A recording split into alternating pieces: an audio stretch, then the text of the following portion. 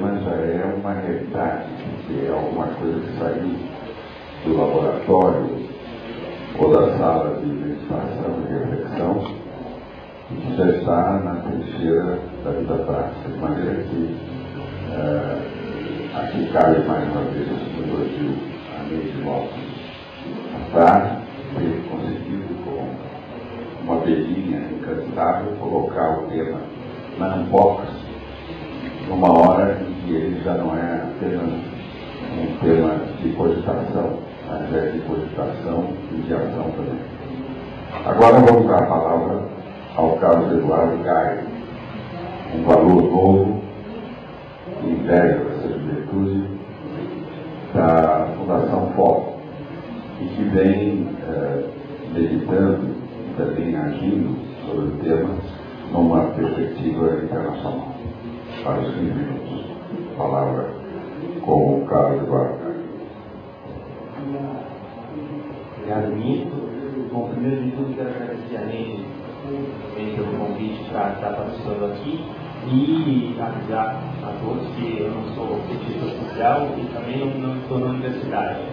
Falo como um advogado, talvez a minha posição seja um pouco mais quadrada ou mais chata do que não tão interessante quanto as meus colegas. Então, eu aviso como um alerta antes de eu iniciar minha fala. Eu vou tratar primeiro sobre mais uma parte histórica da ratificação dos tratados internacionais de direitos humanos pelo Brasil, que aconteceu principalmente nos últimos 20 anos. Tratar um pouco também sobre o que significa isso em termos de obrigações internacionais e das ações que o Estado brasileiro precisaria tomar em relação à assinatura, à ratificação desses tratados. E, por fim, eu vou mencionar algumas experiências internacionais que já estão estudando ou implementando sistemas de indicadores para monitorar a implementação dos direitos humanos internacionais. Não preciso mencionar a experiência, talvez a principal experiência nacional hoje em dia já sendo implementada, que acho que é o SIM em São Paulo, e a Célia vai falar disso hoje no SIM no dia. Então, como eu falei na introdução, o Brasil é relativamente novo na questão do tema de direitos internacionais e dos tratados internacionais de direitos humanos. Isso porque, apesar da Declaração Universal dos Direitos Humanos ter sido formulada em 1948, os principais tratados, o Pacto Internacional de Direitos Civis e Políticos e o Pacto Internacional de Direitos Econômicos, Sociais e Culturais, serem de 1966, até a Constituição de 88, o Brasil só havia ratificado 2 tratados. A Convenção sobre a Eliminação de Discriminação Racial, em 68, e, em 84, a Convenção sobre a Eliminação de Discriminação contra a Mulher. Então, foi basicamente a partir de 1988 que o Brasil entrou de maneira mais ativa nesse cenário dos direitos humanos, com a ratificação da maioria dos tratados internacionais, Convenção contra a Tortura em 89, e aí um impulso muito forte entre o período de 1992 a 98, quando o Brasil então ratificou em 92 os 2 pactos internacionais que eu mencionei, a Convenção Interamericana sobre Direitos Humanos também, e esse período acho que se conclui em 98, quando o Brasil finalmente aceita a jurisdição da Corte Interamericana de Direitos Humanos para o recebimento de casos individuais. Então, com isso, o Brasil, de certa forma, está se abrindo ao escrutínio, ao monitoramento internacional das suas práticas e da implementação de direitos. Isso também foi um passo muito importante, tanto em termos de política de Estado, quanto de trabalho ativo de ativistas e da sociedade civil. Em 95 também foi o momento em que o primeiro relator especial da ONU, na época sobre discriminação racial, fez uma visita ao Brasil, e desde então vários outros relatores especiais têm visitado o Brasil constantemente. O Brasil tem uma política de convite permanente aos relatores, então muito aberto ao escrutínio internacional. O que ainda falta, talvez, é a implementação das recomendações desses órgãos internacionais. tanto das recomendações gerais, específicas de casos, feitas pela Comissão Interamericana de Direitos Humanos, como das recomendações dos relatores especiais e dos comitês das Nações Unidas sobre direitos civis e políticos, direitos econômicos, sociais e culturais, a Comitê contra a Tortura também. Esse momento de implementação de recomendações e realmente de efetivação dos direitos já ratificados e reconhecidos pelo Brasil é que é o nosso desafio de todo dia e é o trabalho que eu acho que o sistema de indicadores vai colaborar de maneira muito contundente. Menciono só como uma questão de exemplo o quanto essa interface com os órgãos internacionais tem efeito prático na nossa vida. Recentemente foi aprovada a Lei Maria da Penha contra a violência que tenta coibir a violência contra a mulher. Além, é claro, de ser um fruto de toda a luta do movimento das mulheres no Brasil nas últimas décadas, ela também é fruto de um caso individual da Maria da Penha, que foi levado à Comissão Interamericana de Direitos Humanos na década de 90. E uma das recomendações da Comissão era que o Brasil aprovasse uma lei de combate à violência contra a mulher. Levou muitos e muitos anos para que isso se tornasse realidade, mas hoje a gente tem uma lei que combate e pune a violência doméstica contra a mulher. Então, com esse contexto, esse histórico bem breve, sobre os tratados que o Brasil já ratificou e esse processo dos últimos 20 anos de ratificação e incorporação desses tratados, o que isso quer dizer na prática? Né? Tudo bem, ratificou o tratado, ótimo, a imagem do Brasil é muito boa, tem sido muito proativo, principalmente a partir da década de 90, e o ministro Gregori mencionou um pouco da sua experiência, da liderança do Brasil nesse sentido, mas as obrigações em termos práticos para o Estado brasileiro, o que elas significam quando assina, ratificam um tratado internacional? Eu diria que são duas. Uma é procedimental, que seria o envio de relatórios periódicos sobre o cumprimento, a implementação dos direitos em cada um desses tratados que o Brasil ratifica. Eu acho que tem muito a ver com o que o Jaime acabou de falar. Ele participou de uma experiência no qual, as experiências nas quais a sociedade civil, tanto do Brasil quanto do Paraguai, prepara relatórios paralelos a esse relatório nacional, e o Lara também acho que vai tratar disso, então não vou entrar nesse ponto. E outra obrigação aí de caráter substantivo, que é que o Brasil, o país, precisa tomar medidas concretas, legislativas, administrativas, de políticas públicas, para implementar os direitos contidos nesse tratado. E é isso que nos afeta todos os dias, e afeta principalmente os grupos mais vulneráveis e as vítimas de violações de direitos humanos. Os tipos de obrigação, hoje em dia, compreendidas em 3 dimensões, eu acho que esse é o foco dos indicadores de direitos humanos, poderia ser o foco do tratado. Conforme a Convenção de Viena de 93 sobre direitos humanos acabou definindo as obrigações de direitos humanos em 3 níveis. Obrigação de respeitar os direitos humanos, de proteger e de implementar os direitos. Então, cada direito, o Dr. Gregori mencionou 32 incorporados pela Constituição Federal, há autores que mencionam 58 ou 64 direitos humanos hoje internacionalmente reconhecidos, talvez não ainda incorporados pela Constituição ou pela legislação brasileira, mas são muitos. E cada um deles teria essas 3 dimensões. Respeitar seria que o Estado, ou seus agentes, se abstenha de realizar, patrocinar ou tolerar qualquer prática política ou medida legal que viole a integridade dos indivíduos e grupos sociais e as suas liberdades também. Além disso, essa obrigação requer que o Estado tome medidas legislativas ou administrativas para garantir esses direitos. No sentido de proteger os direitos humanos, essa obrigação requer que o Estado e seus agentes, é claro, previna as violações cometidas por terceiros ou por atores não estatais. E quando houver uma violação, exige também que o Estado garanta o acesso a remédios legais, remédios jurídicos para combater os casos concretos de violação. E a terceira dimensão, o terceiro tipo de obrigação estatal, é a de implementar.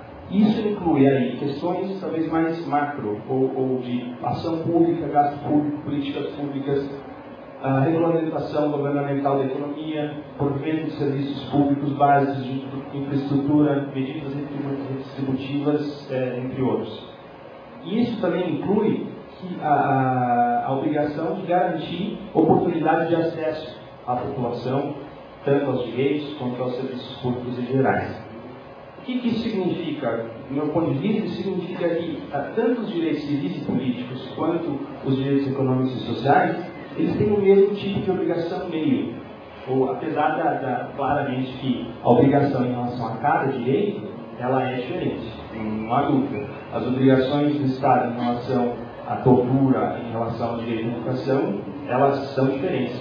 Mas, em ambos os casos, existe a obrigação de respeitar, proteger e de implementar esse direito. Aí é isso talvez que torne uma visão interdependente ou universal dos direitos humanos sem uma diferenciação entre direitos que podem ser justiciáveis e direitos que não podem ser justiciáveis, que foi fonte de um debate há alguns anos atrás.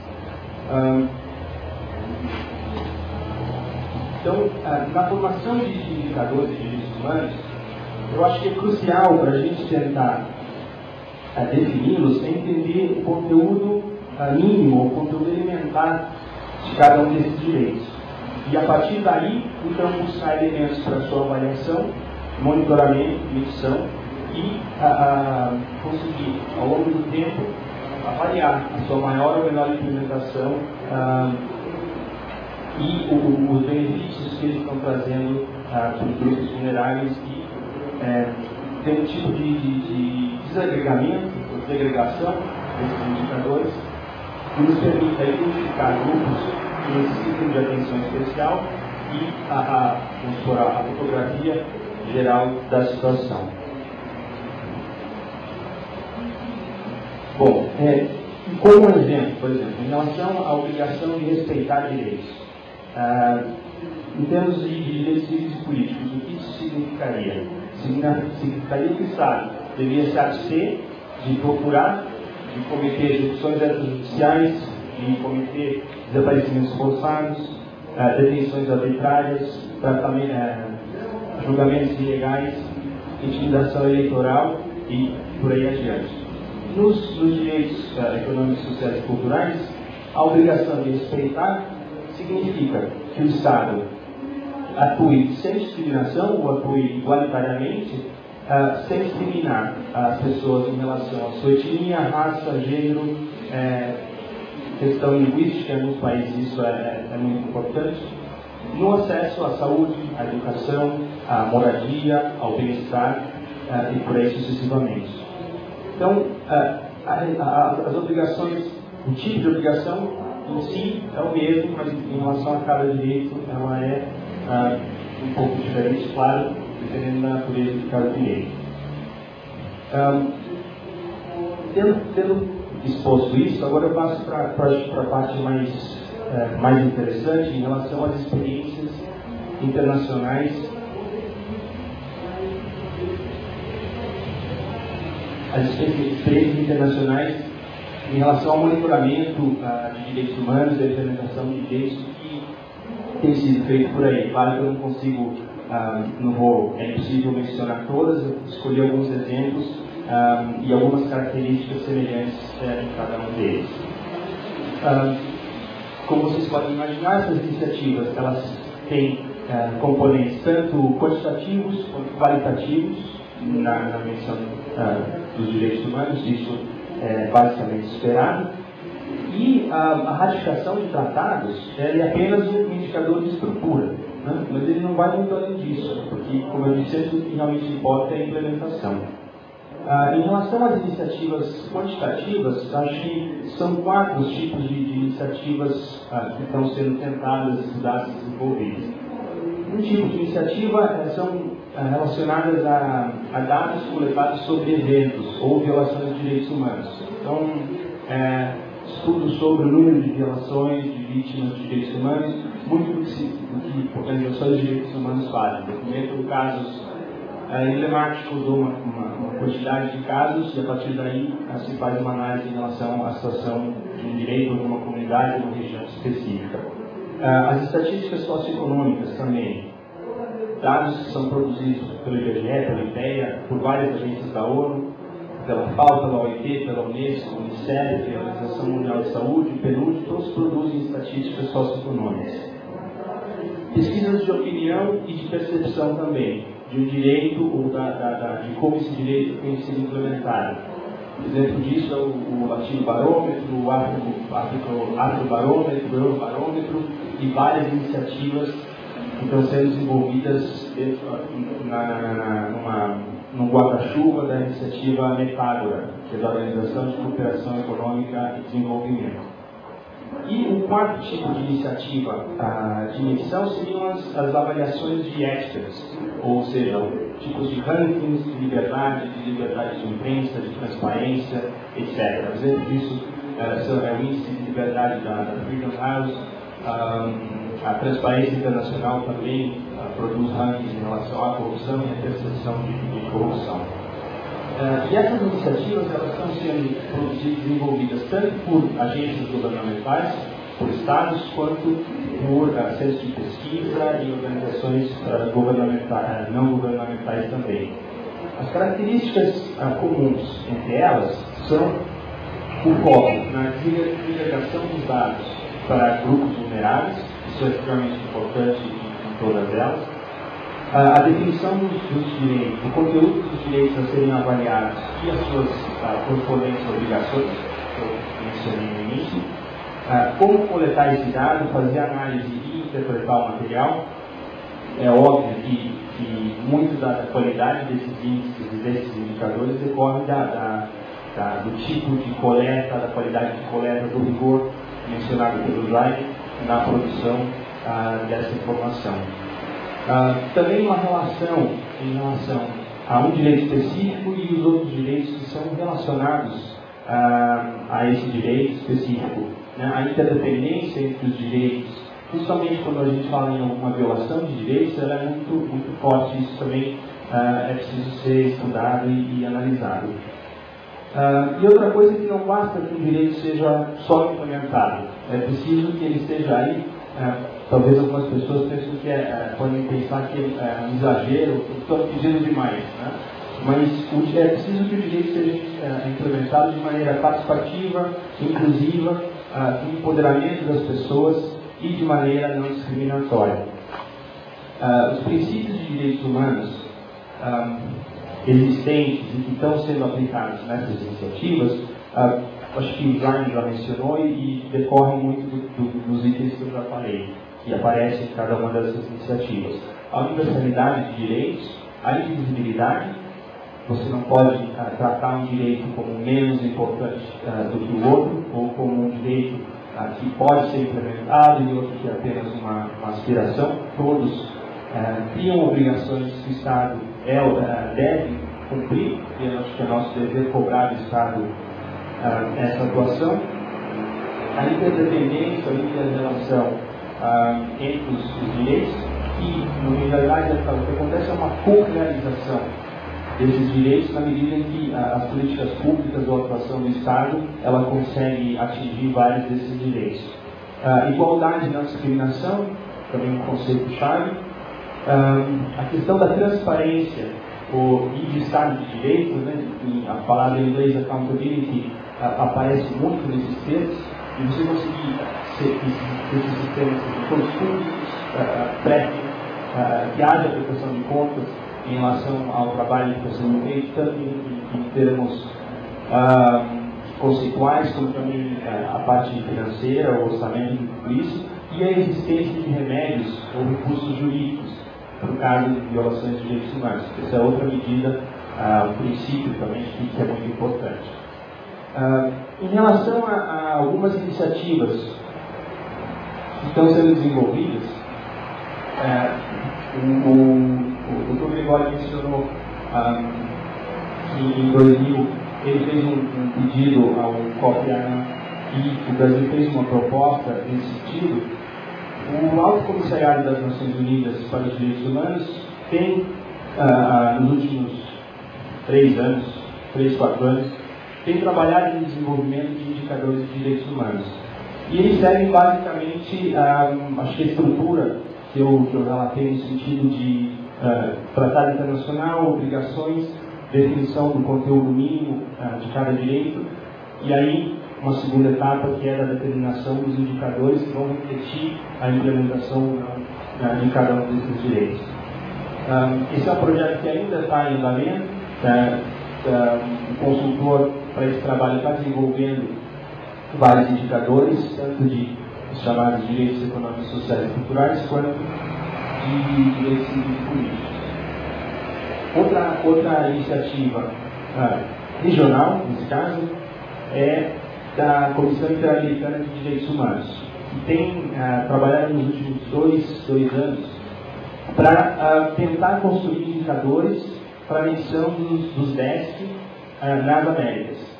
Então, isso decorre, são direitos previstos no Protocolo de São Salvador, que é um protocolo adicional à Convenção Americana sobre Direitos Humanos, específico para a área de DESC. E o objetivo é avaliar o grau de cumprimento desse protocolo por parte dos Estados. Esse trabalho é interessante porque ele deixa bem claro muitas das dificuldades de construção de indicadores regionais ou globais de direitos humanos. Não existem dados em todos os países, a medição é diferente, os conceitos utilizados por alguns países também são diferentes. Isso faz com que a composição de um indicador único, onde você possa comparar todos os países, se torne muito difícil. Um exemplo disso, por exemplo, o direito ao trabalho. Na Argentina, a medição começa com jovens de 14 a 16 anos de idade. Isso já se considera um cidadão apto a trabalhar e a taxa de ocupação de atividade começa a partir daí.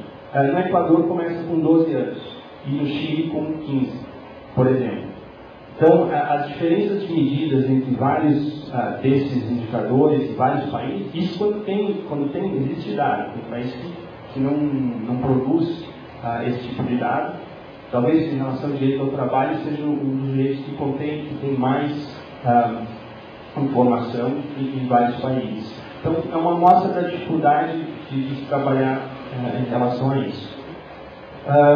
A Comissão Interamericana está trabalhando em relação a 4 eixos transversais. Seriam igualdade e não discriminação, acesso à justiça e prestação de contas, acesso à informação e produção da informação, garantias para a participação política em cada um desses direitos. Então, isso mais ou menos reflete os princípios que eu mencionei 5 minutos atrás, que são os princípios básicos de direitos humanos. E eles estão próximos de apresentar um relatório com o resultado do trabalho feito até agora pelo secretário adjunto da Comissão Interamericana. A informação que eu tenho é que esse relatório deve sair essa semana, mas até às 8 da manhã ainda não estava no site da Comissão Interamericana, mas é uma iniciativa que é importante estar monitorando. No âmbito do Mercosul, também os países do Mercosul querem construir indicadores de DESC, estão trabalhando nesse sentido. Até quando eu entendo, o Lara, acho que talvez pode tratar isso, porque ele está envolvido nesse processo, trata também de identificar as obrigações dos Estados e a partir daí construir indicadores que vão permitir aos Estados do Mercosul medir a implementação, os avanços ou retrocessos na área de direitos humanos, dos DESC, direitos humanos, econômicos, sociais e culturais, na nossa sub-região. E por fim, eu só quero mencionar, acho que 2 outras iniciativas que estão eu mencionei um guarda-chuva de uma iniciativa chamada Metágora, que é um programa, um projeto da Organização de Cooperação Econômica e Desenvolvimento, que contém 126 iniciativas. Ao redor do mundo inteiro tem gente trabalhando no sentido de monitorar e de direitos humanos, de grupos específicos, indicadores gerais, indicadores em relação à educação, violência pública, população GLBT, direitos das mulheres, afrodescendentes e por aí vai. Seria é muito difícil conseguir tratar de todas elas. Mas duas, eu acho que eu vou mencionar. Uma é da Palestina, em que, junto com o PNUD na Palestina e várias organizações e órgãos, agências do Estado palestino, eles estão desenvolvendo um sistema, uma base de dados que tenta unir estatísticas tanto das agências estatais do Estado palestino, que vocês devem imaginar, são muito frágeis, né? É um Estado ainda em construção, que não tem tanta capacidade para esse tipo de ação, quanto dados produzidos por organizações de direitos humanos, tanto de relatos de casos, quanto estatísticas em relação ao acesso à educação de crianças, adolescentes e por aí vai. E a ideia é que esse sistema ele consiga unir tanto as informações vindo da sociedade civil quanto do Estado e produzir ao longo do tempo uma base de dados fluida, em que se possa visualizar os avanços em relação, primeiro, ao direito à educação. Então, é uma iniciativa híbrida, vamos dizer assim, porque ela une tanto esforços do Estado quanto da sociedade civil para criar algum tipo de mecanismo de monitoramento dos direitos humanos na Palestina. Outra iniciativa, que eu acho que também é interessante, é em relação à Comissão de Direitos Humanos da África do Sul, que há alguns anos iniciou um trabalho em relação à reforma agrária na África do Sul. E eles fizeram um estudo dos grupos que queriam acesso à terra, para identificar realmente quem são as pessoas que mais precisam de reforma agrária, de acesso à terra na África do Sul. São os grupos rurais que vivem coletivamente, são os grupos que não têm terra, que arrendam terra para poder plantar. Então foi, na verdade, um tipo de pesquisa, de opinião e de campo, para tentar determinar onde a política pública de reforma agrária na África do Sul poderia ser melhor empregada, de maneira mais eficiente e beneficiar aqueles que realmente precisam de maior atenção por parte do Estado.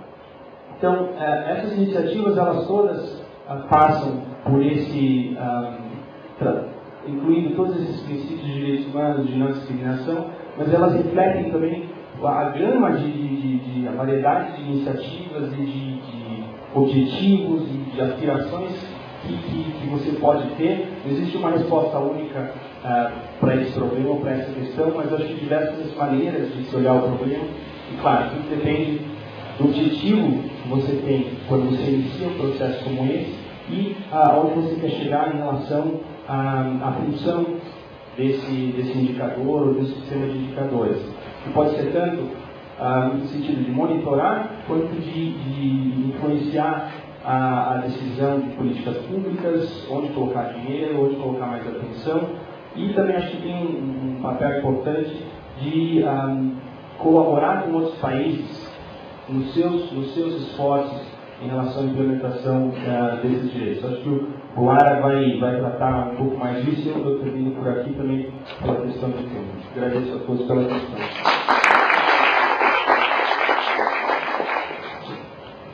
Agradeço a colaboração do Carlos Eduardo Gaia, que também trouxe aportes práticos e já mostrando o quanto o tema ganha concretude, não só no Brasil, como além das fronteiras brasileiras. E agora passo a palavra ao Luiz Fernando Lara Rezende, que é um pesquisador do IPEA, uma sigla respeitável nesse Brasil, que nem todas as siglas merecem esse tipo de confiabilidade e admiração. Então, a palavra Luiz Fernando Lara Rezende vai enfocar principalmente a questão do nosso tema de indicadores no âmbito do governo federal e do Mercosul. Muito obrigado, ministro Gregório. É uma honra a maneira coordenada pelo senhor. Vou deixar claro que, dependendo desses ideias, além de pobre, eu não sou economista. A minha área de formação é nacionais, E a gente acaba aprendendo um pouquinho de economia mais tanto, né? Mas acho que apenas e eu gostaria também de agradecer a Tata pelo convite e pelo incansável trabalho que ela junto com a equipe da ES de presente tem realizado no esforço já há uns 3 ou 4 anos, eu veio com apoio da Fundação Fora, de desenvolver um sistema de monitoramento de direitos humanos, como ele chama, sobre a ótica processualista. Um sistema que incorpora várias dimensões de indicadores, sejam institucionais, indicadores de Estado, esforço, monitoramento. É um sistema, eu diria, teoricamente muito refinado, que já está praticamente pronto. E agradecer também à Fundação Forte, que foi quem financiou a minha vida. Sem ela, aqui eu não estaria. Eu vou primeiro falar rapidamente. Eu também estou curioso com a questão do Jânio, porque apesar de eu estar trabalhando com relatórios governamentais mais de cerca de 2 décadas, eu também sou vice-presidente da BRANDH, então tive alguma participação nos relatórios paralelos, que eu ouvindo muito Flávio Valente e Hugo, que foram, creio eu, 2 responsáveis pelos relatórios paralelos de direito à alimentação e direito ao trabalho. Então, eu consigo pegar as 2 pontas. Bem, primeiro, para quem, quer dizer, eu acho que é uma resposta muito simples, para quem seria um sistema ou sistemas de indicadores de direitos humanos. Um consenso razoável entre aqueles que militam na área de direitos humanos sobre a necessidade de se incorporar a ótica de direito, além do desenvolvimento, em análise que tomam por base indicadores diversos. Eu vou tentar fazer uma breve história, rapidamente mencionar, quer dizer, como evolui esse processo no mundo e no Brasil, e aí explicar um pouco como está a situação hoje. Então, o que nós podemos verificar é que até a década de 80, as agências internacionais, Banco Mundial, ONU e mesmo os países trabalhavam com indicadores soltos, né? Você tinha o famoso PIB per capita, suas variantes, e alguns indicadores, quer dizer, mortalidade na infância, indicadores de longevidade, agora todos dispersos. Acredito que o primeiro esforço grande, quer dizer, para tentar unificar ou trabalhar esses indicadores de uma forma mais organizada deve-se aos estudos do professor Amartya Sen, na década de 70 e 80, e em 1990, quer dizer, o economista paquistanês Mahbub Abullah lança a ideia do Índice de Desenvolvimento Humano, o famoso IDH, que passou a ser utilizado pelas Nações Unidas a partir de 1993. Quer dizer, o IDH nada mais é do que um indicador simples, né, que agrega indicadores específicos sobre longevidade, educação e renda. Não tem a menor dúvida que foi uma grande evolução vis-à-vis o que havia anteriormente, indicadores todos. Agora, por outro lado, o IDH também apresenta algumas dificuldades. Primeiro é que ele, por meio de uma fórmula matemática relativamente, acho que um pouquinho complexo para os não iniciados na economia, ele classifica os países numa escala que vai de 0 a 1. Isso pode até ser interessante. Agora temos 2 problemas. Primeiro, governos ficam, quando sobe o IDH, governos ficam muito satisfeitos. Quando caem no IDH, governos ficam muito incomodados. Esse é um problema ainda mais quando nós considerarmos que, pegando o Brasil, por exemplo, o que nós verificamos é uma correlação de quase 1 entre o IDH e a evolução da renda per capita. Porque as duas outras áreas, saúde e educação, têm uma evolução muito lenta no tempo. A renda não. Então o que nós verificamos é o seguinte: você tem uma recessão no Brasil, o PIB cai, o IDH cai. Muitas vezes até você, teoricamente, podemos dizer que o governo pode estar acertando, e muito na área educacional e na área de saúde, mas você teve uma recessão, quer dizer, tivemos vários casos. 98 foi o caso por causa do problema asiático. 2004 teve em vista a política de ajuste de 2003, quer dizer, é um outro caso, muito diferente. E aí você tem uma queda do IDH, mesmo a política estando correta. Isso gera um razoável mal-estar. Eu diria, talvez por isso, inclusive, 7 anos depois, em setembro de 2000, por ocasião da cúpula do Milênio em Nova York, as Nações Unidas começam a trabalhar com o que veio de chamar Objetivo de Desenvolvimento do Milênio, que são 8 objetivos genéricos, acompanhados decompostos em 18 metas. A maior parte dessas metas quantificáveis no tempo. Por exemplo, reduzir a mortalidade na infância entre 90 e 2015, ou reduzir a metade a extrema pobreza e a fome nesse mesmo período. Essas 18 metas acompanhadas, as Nações Unidas sugeriram 48 indicadores.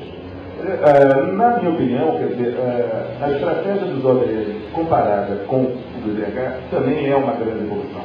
Inclusive porque, como são objetivos separados, quer dizer, permite você acompanhar o desenvolvimento desses indicadores no que diz respeito a combate à pobreza, fome, educação, questões de igualdade de gênero, área ambiental e também em algumas áreas de saúde, mortalidade na infância, questão de mortalidade materna.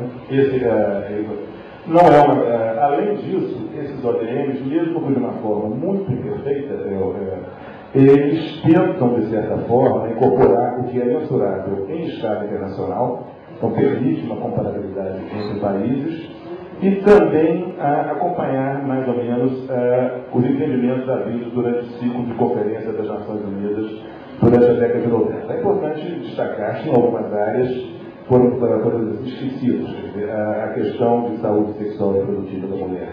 Ou seja, os principais resultados de Beijing foram esquecidos na estratégia original do ODM. Dizem as mais línguas que teria havido um entendimento entre o governo americano e o Vaticano e resolveram manter apenas o indicador de mortalidade materna. E a questão racial, quer dizer, todos os resultados da reunião de Durban também foram excluídos. Como os países têm uma certa liberdade para elaborar esses relatórios sobre o ODM, no caso brasileiro, procurou-se, sempre possível, incorporar alguma dessas dimensões. Quer dizer, a questão racial, assim como a questão geracional e regional, sempre que as diferenças se faziam bem claras, trabalhamos com esses cortes. E também incorporamos cerca de 6 novas metas, procurando, o pessoal das Nações Unidas gosta muito do termo tropicalizar. Na realidade, adaptar um pouco as metas à realidade nacional. Seria um pouco por aí. O governo acabou de publicar, inclusive, o 3º relatório sobre os objetivos de desenvolvimento do milênio agora. Paralelamente aos ODM, o IPEA, sempre em conjunto com o nosso parceiro, o IBGE, também publicou um documento atendendo uma demanda do próprio Presidente da República, chamado Radar Social. O Radar Social tem uma lógica um pouco diferente dos ODMs. Quer dizer, o que foi feito foi tenta analisar as condições de vida da população brasileira em 6 dimensões. Quer dizer, trabalho, renda, educação, saúde, moradia e segurança. Para cada uma dessas áreas, definiu-se 4 grandes problemas ou entraves. E cada um desses problemas são acompanhados por indicadores.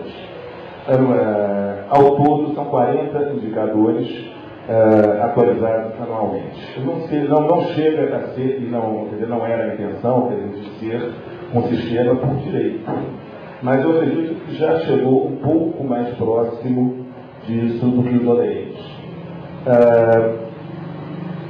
Depois, em 2006, quer dizer, foi criado, o Caio vou comentar, no âmbito da reunião de altas autoridades do Mercosul em Direitos Humanos, o GT ADOC sobre indicadores GEST, Direitos Econômicos, Sociais e Culturais.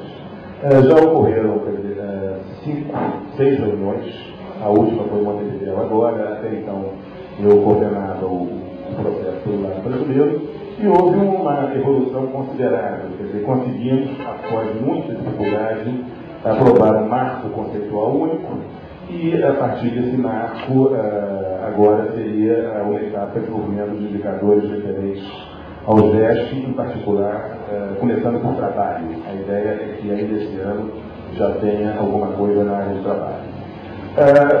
Logo a seguir, em novembro de 2006, o IBGE realizou uma oficina de estatísticas públicas de direitos humanos, quando eu, pelo menos, tomei conhecimento do trabalho que estava sendo feito lá.